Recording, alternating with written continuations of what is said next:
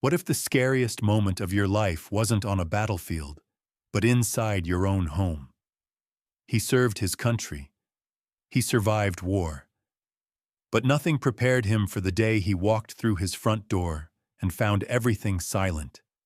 No wife, no daughter, just a house frozen in time, like someone hit pause on life itself. The police found nothing. No break-in, no note, no trace. But there was one witness, the family's loyal German shepherd. And when the dog caught the scent, what he led the father to was darker than any war he had ever faced. Because the kidnapper wasn't a stranger. It was a man he once commanded, someone who had been waiting years to take revenge, slowly, personally, and cruelly.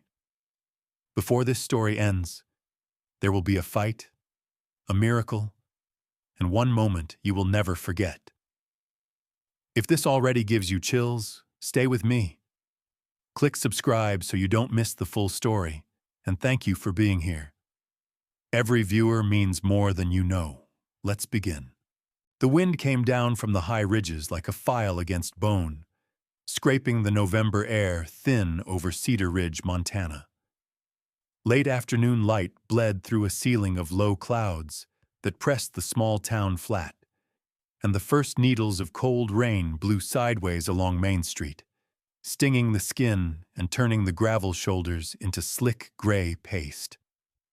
Beyond the diner's fogged windows and the shuttered antique store, the Miller house sat on a quiet cul-de-sac where cottonwoods rattled their bare fingers against the siding. Jack Miller climbed out of a pickup that still smelled faintly of diesel and road salt, set his boots on the wet asphalt, and let the cold tell him he was truly home. Jack was 38, the kind of rugged that had been earned by weather and work. Square-set shoulders, forearms taut with corded muscle, a face planed by wind and sun, and a light spread of beard that made the hard lines around his mouth look gentler than they were. His dark hair was cropped short by habit rather than regulation now, and a faint white scar split his left eyebrow, an old fragment of shrapnel and a reminder that decisions have weight. He moved with the contained economy of a man who had spent years learning how to waste nothing, not even steps. Beside him hopped from the cab a German shepherd named Rex, a 4 to 5-year-old male whose black and tan coat shone even in the pewter light. Rex had a deep chest and a balanced, athletic build. His ears were alert, his gaze intelligent and restless, the gaze of a working dog who looked for jobs to do the way a musician looked for rhythm. He had been trained for tracking and protection, but he had also learned the softer disciplines, how to slow his breath when a child reached for his ruff, how to hold steady when a frightened person needed to feel life beating under their hands. Jack unlocked the front door and felt the first wrong thing before he saw it. There was a silence that wasn't their silence. Emily, his wife, usually left a humid whisper of laundry or the kettle at a pre-boil. Lily, their 10-year-old daughter, filled rooms with the small weather of a child, pencils rolling, shoes forgotten, an almost hummed tune. Now the house was in a kind of held breath. Jack stepped in, and the air met him with a faint copper smell and a ghost of citrus cleaner. There was a chair slightly off-square. One of Lily's hair ties, blue with a tiny silver star, was stretched on the floor, broken. On the kitchen counter sat a mug half full, a pale crescent of lip gloss on the rim.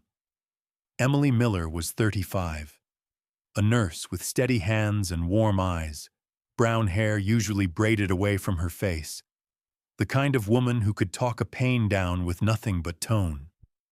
She was calm, quick to laugh, slow to anger, and carried a soft strength that came from years of sitting beside people on their worst days. Lily was small for her age, all quicksilver focus and sturdy courage, a girl who collected pine cones for imagined forts and asked her dad to teach her square knots because she liked how sure they felt in her palms. Jack checked the back door. No splintering, but the strike plate had a hairline scratch, the kind a careful hand might leave when easing a tool in. He swept the house with his eyes. No panic, just the tight, cold narrowing of a man aligning to a threat.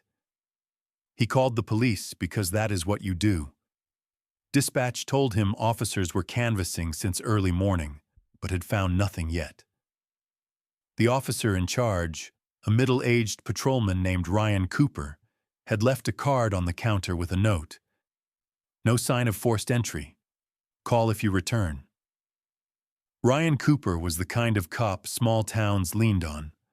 Late 40s, soft around the middle but sharp in the eyes, polite but tired. The kind of man who'd seen more meth busts and domestic calls than he cared to count. Jack pocketed the card, but didn't call. Not yet. He trusted the police, but he trusted Rex's nose more. He walked into the bedroom, opened the closet, and pulled out one of Emily's cardigans, a pale lavender knit she wore almost every evening. He crouched and let Rex sniff the fabric. The dog inhaled deeply, ears flicking forward, a low hum vibrating through his ribs.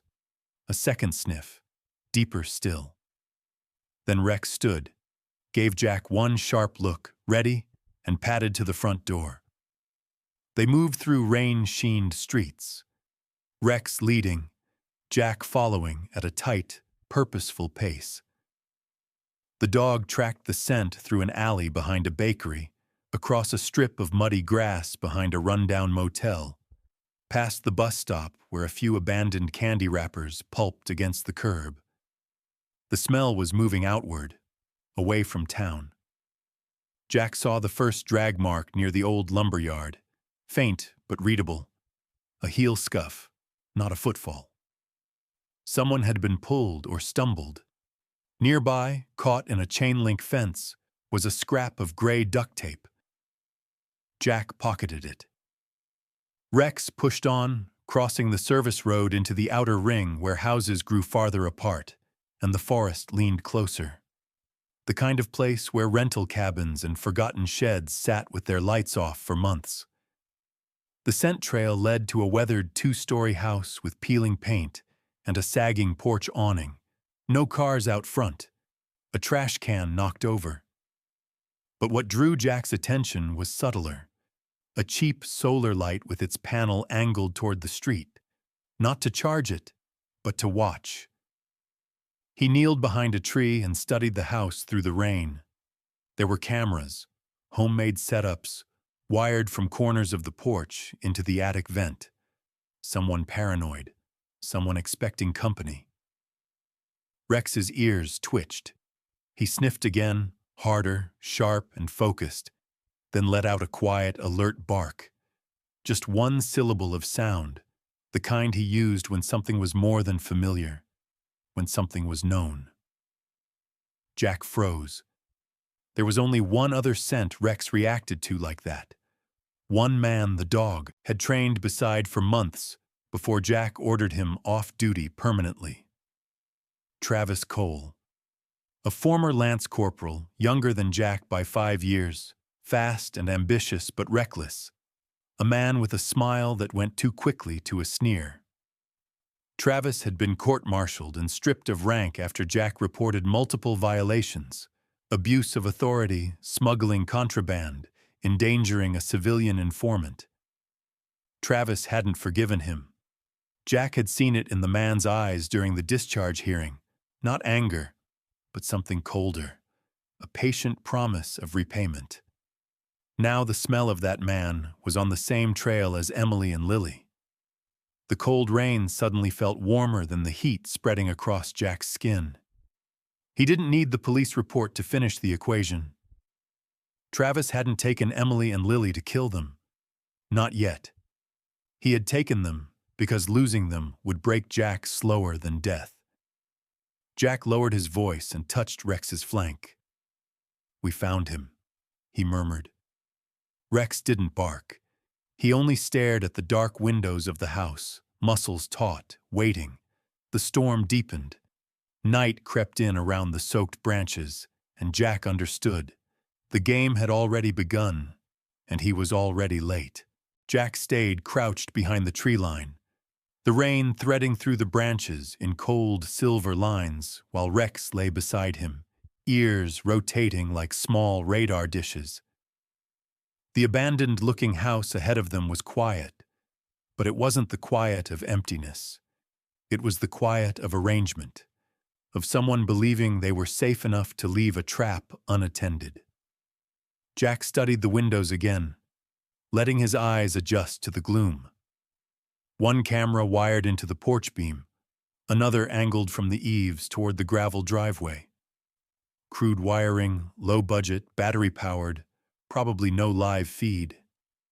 Travis wasn't trying to record evidence. He was trying to detect presence. The front door had a motion alarm taped behind the mail slot. Amateur hands, but careful ones. A few minutes later, a sound drifted through the wet wind, gravel shifting beneath tires. A white pickup truck appeared, dented along the left quarter panel, Montana plates. But the numbers were wrong, too clean, too new. They were replacements, and the screws didn't match the rust pattern.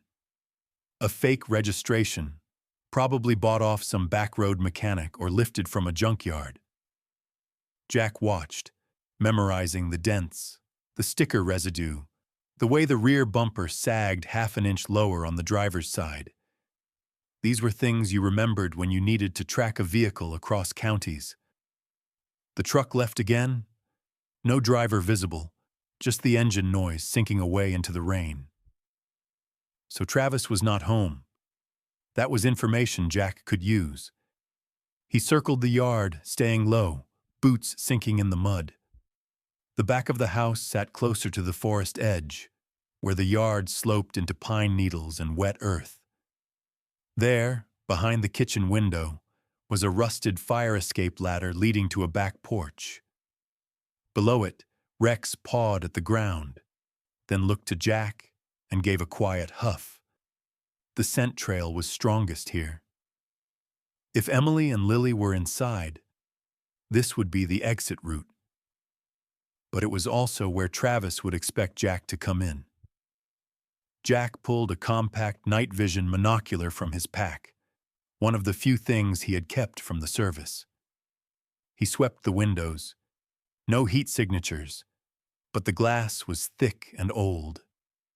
Either no one was inside, or the captives were kept somewhere shielded, like a basement or pantry. He ran through the logic again. If Travis wanted revenge, he needed the victims alive long enough to let Jack suffer. If he wanted Jack to walk into the trap, he would not risk panic, injury, or police attention too soon. That meant Emily and Lily were probably unharmed. Yet. That meant Jack still had time, but not much of it. He moved farther back into the woods and activated his phone's encrypted line. The call rang twice before a gruff voice answered, low and almost bored, the way people sound when they've learned terrible things happen every day. "Mike Harris," the voice said. Mike Harris was a former Marine-turned-detective, 41, tall and lean with a lined, weather-beaten face and a jaw that always looked unshaven, even when it wasn't. His eyes were a faded blue that seemed permanently halfway between exhaustion and calculation. Mike had seen enough violence in uniform and out of it to lose the luxury of shock, but he hadn't lost the instinct to protect the few people he trusted. He was blunt, skeptical, but fiercely loyal, loyalty forged years ago when Jack pulled him out of a collapsed structure during a live fire exercise. For Mike, debts like that were never erased. Jack spoke quietly. "I found them, or I found where they are. Remote rental, north side of Cedar Ridge. Cameras rigged. No sign of them yet, but Rex caught Emily's scent from the back exit." "And the suspect?" Mike asked. "Travis Cole." A pause. A long one. "You're sure?" Rex is sure. Another breath. If Cole's involved, you know there's no bargaining. I'm not calling for negotiation, Jack said. I'm calling because I may need intervention. I don't want uniforms here early. He'll bolt. I want you listening. If I send the signal, you move in. What signal? You'll know it. It'll be loud. Mike exhaled slowly, the sound of a man weighing his badge against his bones. You go in tonight? Yes. Then I'll be 10 minutes out. No closer unless you call. Jack ended the call. The rain had thinned to a mist, the kind that blurred sound and left the world smelling of iron and pine. He leaned and whispered to Rex. We go at nightfall. Quiet. No heroics unless it goes bad. Rex pressed his head against Jack's knee in answer. The dog understood tone and tension more than words. He knew the difference between a walk and a hunt. Jack scouted one last detail, the gaps between patrol patterns. From the mud tire tracks, he could tell. Travis had left the house 3 times in the last 24 hours. The intervals were irregular, but never longer than 3 hours. Either he was checking on them often, or he was paranoid enough to think someone might come. That meant Jack had a window, roughly 2 hours, before Travis returned again. But just as he started to retreat into the trees, headlights bled through the mist, the same white pickup. Back too soon. Jack moved fast, pulling Rex with him deeper into cover. The truck rolled to a stop, engine idling. The driver's door opened, and a figure stepped out. Hooded sweatshirt, heavy boots, shoulders aggressive, movements edgy and impatient. Even in rain-blurred silhouette, Jack recognized the way the man held his body, cocky, restless, wound tight with spite. Travis Cole. Travis was 33, leaner than Jack, but wiry strong, with sharp cheekbones and a trimmed goatee that seemed less like fashion and more like a sneer etched into hair. His eyes were the color of wet concrete. Flat, reflective, not easily read. Travis had always carried his anger like a trophy, wearing it openly when he had rank, turning it inward when he lost it. Court-martialing hadn't humbled him. It had marinated him. He walked to the porch, checked one camera, tugged twice on the doorknob, then paused, like a man listening for something wrong. Jack didn't breathe. Rex didn't move. After a moment, Travis went in and shut the door. The window of opportunity was gone. Jack could not attempt entry now, not with Travis alert and the captives likely bound or confined. He put a hand gently on Rex's collar. We wait. We watch. Tonight. Rex blinked, patient. The sky darkened into full night. The house lights flickered once, then steadied. No more movement, no more sound. The mission was set. The only way forward was through the dark. And when the dark came, Jack would be ready. Night settled over Cedar Ridge with the kind of rain that didn't fall in drops, but in sheets. A steady gray curtain that blurred the trees and turned the earth to cold pulp. The only light on the road came from a flickering street lamp half a mile away, too distant to expose anything clearly, but enough to cast a faint metallic shine on the wet gravel of the driveway. It was the kind of night meant for disappearing, and Jack Miller intended to use every advantage it offered. He and Rex waited in the tree line until the clock on Jack's watch struck 11:14 p.m., the longest window of silence he'd observed during the surveillance rotation. Travis had turned off the downstairs lights an hour earlier. A single lamp still burned upstairs. That meant he was either asleep or watching, and Jack had to assume the latter. Jack knelt, rubbed rainwater from Rex's head, and whispered, "Front distraction. 2 minutes. No closer than the porch." Rex stared straight into his eyes, as if reading the urgency beneath the calm tone, then padded away, low to the ground, and angled toward the porch steps. Jack counted silently.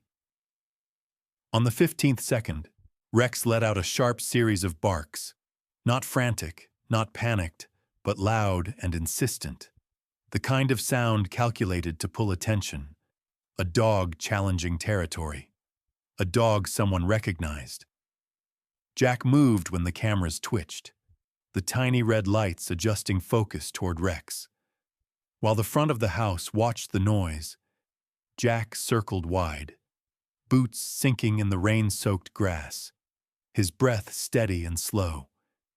He approached the back window, the kitchen window he'd marked earlier.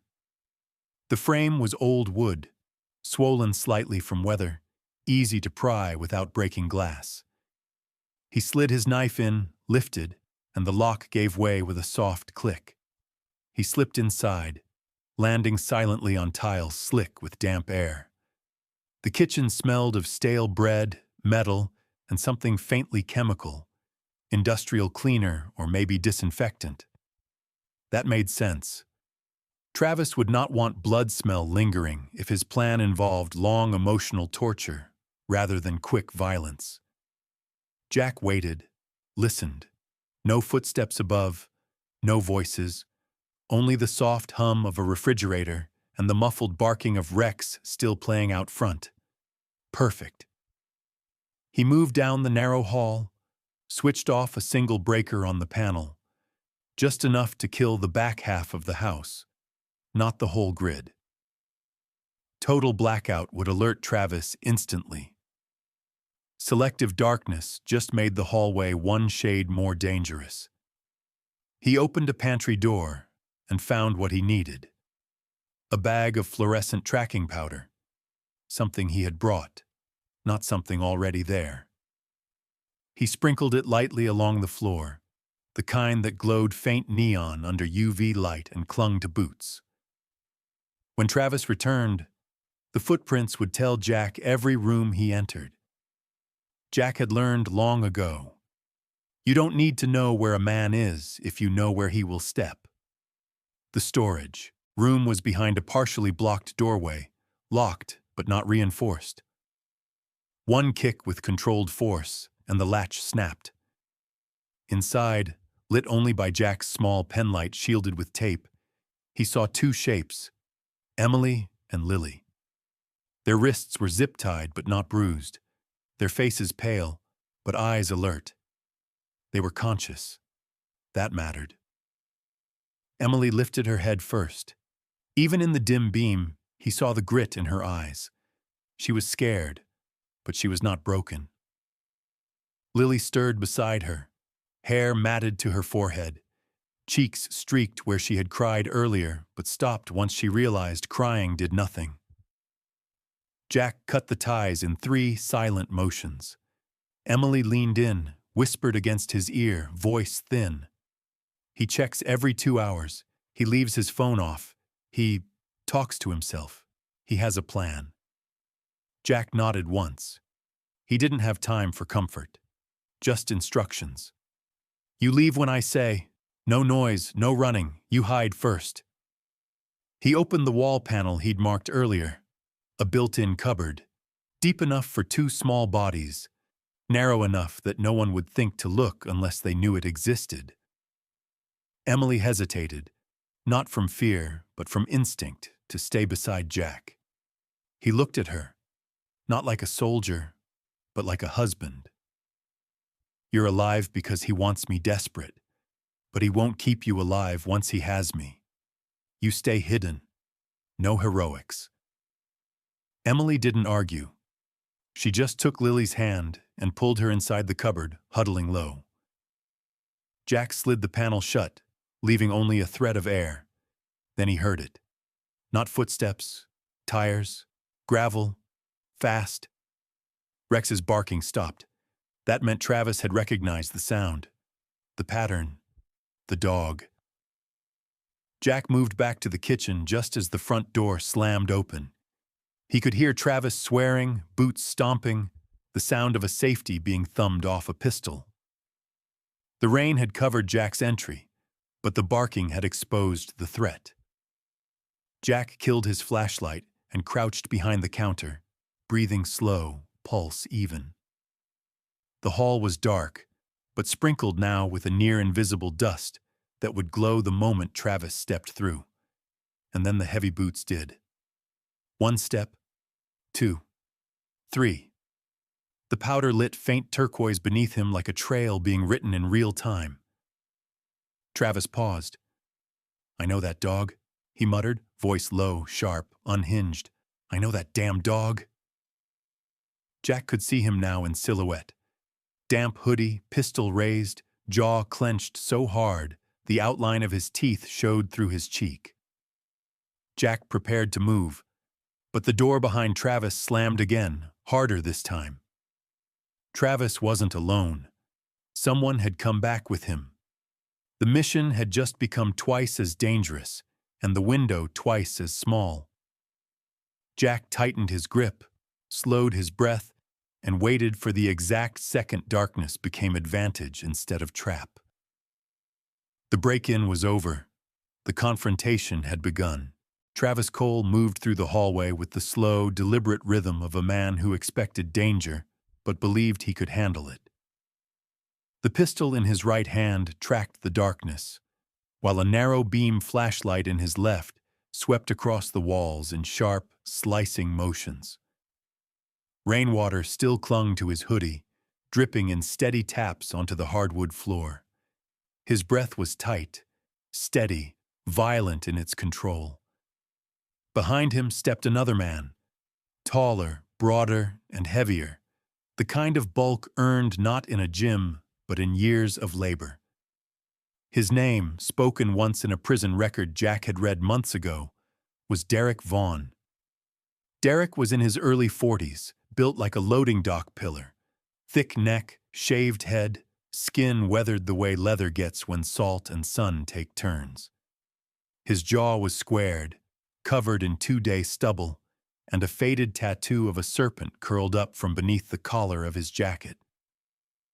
Derek wasn't military. He was something else. Ex-convict, hired muscle, a man who didn't ask why, only how much. The kind of man who trusted force over thought, because force had never failed him long enough to make him learn differently. He didn't speak, just cracked his knuckles and followed Travis like a shadow with weight. Jack watched them from the edge of the counter, crouched low, keeping his breath shallow. He took in their spacing, their angles, the way Travis led, and Derek drifted a quarter step behind. Not protection, but willingness to attack from a second direction. Travis handled the gun like someone trained. Derek moved like someone who liked to hurt people up close. The moment came fast. Travis swept the kitchen doorway, the flashlight flaring across the counter. He saw nothing, took 1 step forward. Jack struck. He surged from the blind side, one hand clamping Travis's gun wrist, the other slamming into his shoulder to drive his balance backward. The gun clattered once against the counter edge but didn't drop. Travis grunted, twisting, younger and faster, driving a knee toward Jack's ribs. They hit the floor hard, sliding across broken glass. Jack rolled, pinned Travis's arm, twisted, but something in his shoulder lit with a jolt of old pain, the kind that never left fully, only slept. The injury from Fallujah, the dislocated joint he'd refused to let heal properly, flared like fire. That second of pain was all Travis needed. He drove his elbow into Jack's collarbone, rolled, and got half his weight on top. The pistol was still in his hand, though Jack was keeping the barrel away with sheer leverage. Then Derek arrived. Jack saw the shadow just before the punch came. A heavy fist like a hammer caught his ribs, knocking breath out of him. The kind of punch meant not to end the fight, but to soften the target. Derek grabbed Jack's jacket, intending to haul him upright for a finishing blow. But Rex arrived faster. The German shepherd shot from the darkness in a blur of fur and force, jaws locking around Derek's forearm. The big man roared, staggering back, trying to shake the dog off. Rex did not let go. He clamped deeper, tore through fabric, forced Derek into full defensive panic. The chaos gave Jack one opening. He pivoted, slammed his palm against the back of Travis's pistol hand, and the gun finally dropped. Jack didn't reach for it. He knew Travis expected that move. Instead, he swept Travis's legs, pinned him, and punched once. Clean, controlled, enough to stun, not kill. But Travis was not a man who surrendered to pain. He spat blood, grinned with cracked teeth, and hissed, "You think you win because you're the hero? You don't understand the ending yet." Jack didn't answer. He wasn't here for speeches. He grabbed the pistol off the floor, but not to shoot. He fired one round into the ceiling, a signal. 3 seconds later, a distant roar of tires and doors slamming echoed from the tree line. Mike Harris had heard it. Footsteps closed in. Flashlights cut through the rain outside. Travis heard it too. His smirk died. He bolted for the back exit, shoving overturned furniture out of his way. But Rex saw the movement, released Derek's arm, and lunged, planting himself in the doorway, fur bristling, teeth bared, body low and ready. Travis skidded back, pistolless, trapped between a dog who knew him and a man who no longer hesitated. The back door exploded open, and Detective Mike Harris entered first, gun drawn, voice sharp. "Down! Hands where I can see them!" Behind him swept 2 officers, both younger, both tense, both clearly following Mike's lead rather than assuming control. Mike's presence carried weight. Tall frame, jaw clenched, blue eyes steady, rain streaking down his coat as if the storm bowed around him. Travis raised both hands, the only choice left.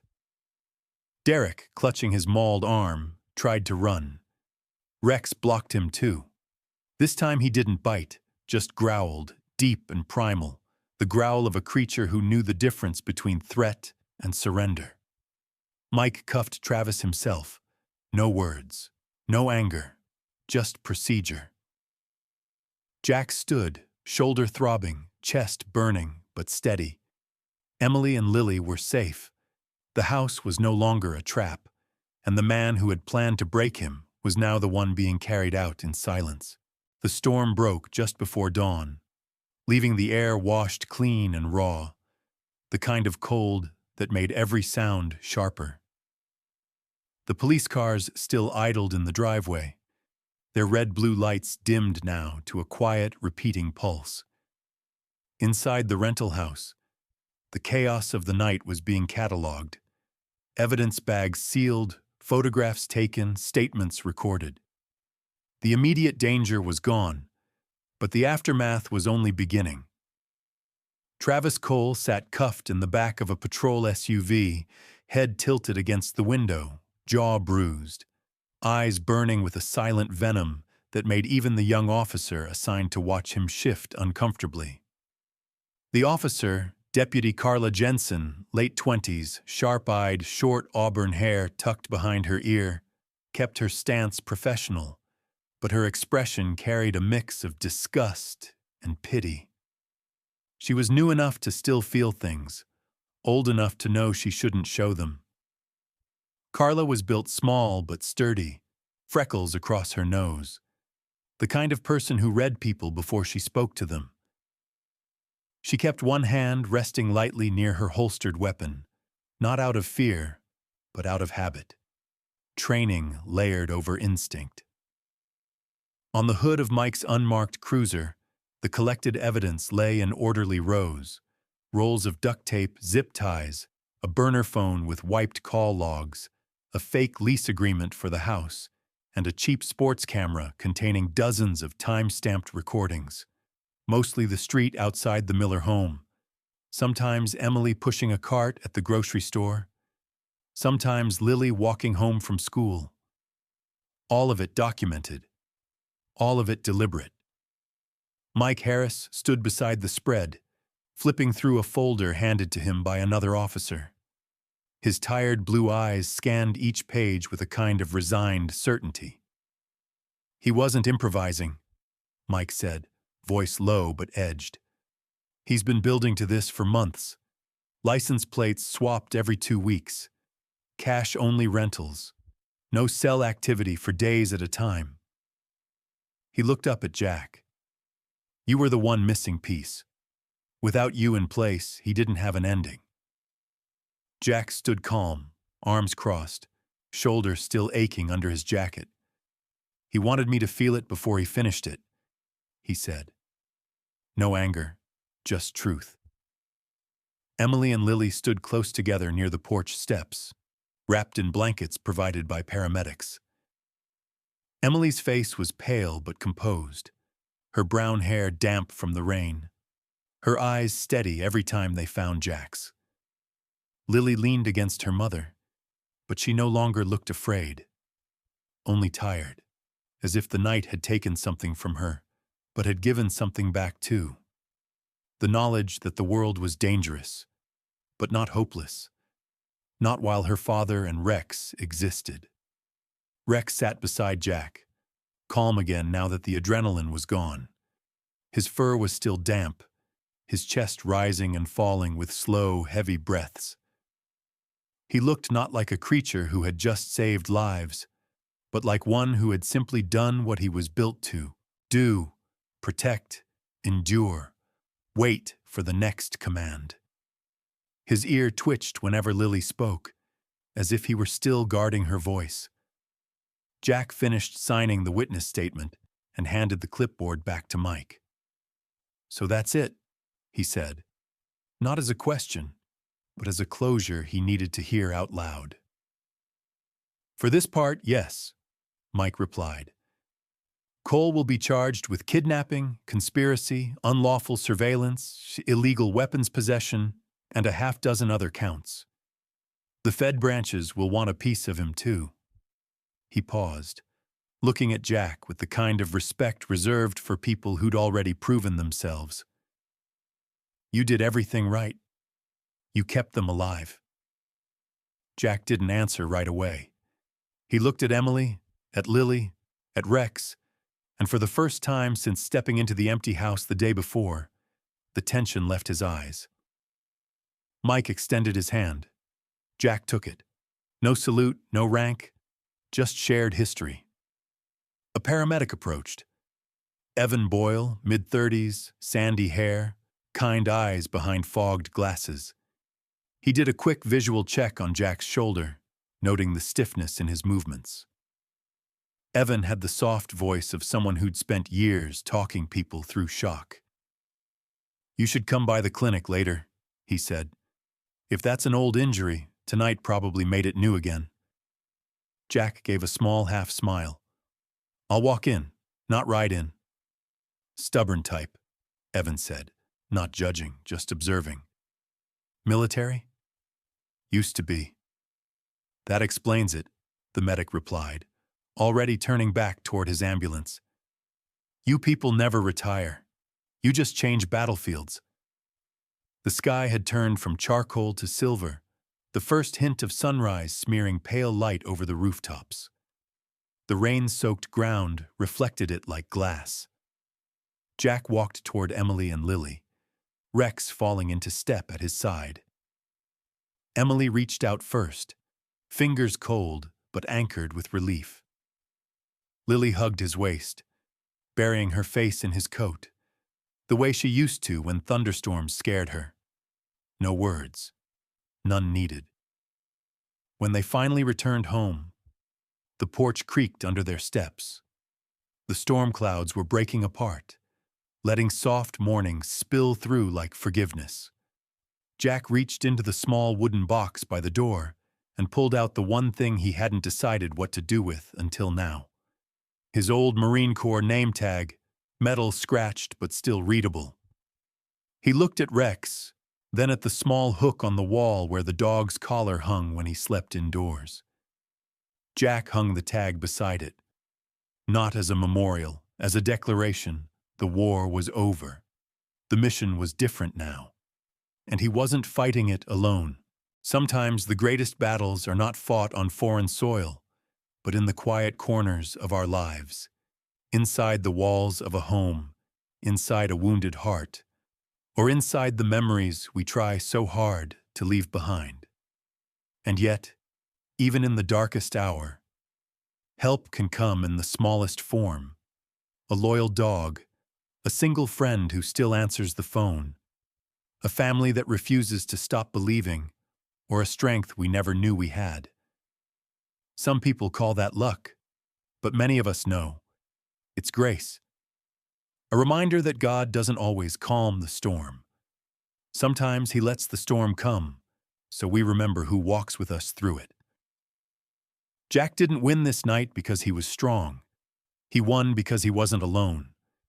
And maybe that's the quiet miracle we forget every day. Love is a shield. Faith is a lifeline. And the ones we protect often end up saving us in return. So if you're watching this right now, may God bless you and your family with protection, courage, and the kind of love that keeps you standing when life tries to knock you down. And if this story touched your heart even a little, leave a comment and tell us who you fight for in this life. Give this video a like if you believe loyalty is still a miracle. And subscribe so you don't miss the next story of hope, faith, and redemption. May the Lord watch over you tonight, and may His angels stand guard at every door of every home that needs peace. God bless you. And God bless everyone who still believes in second chances.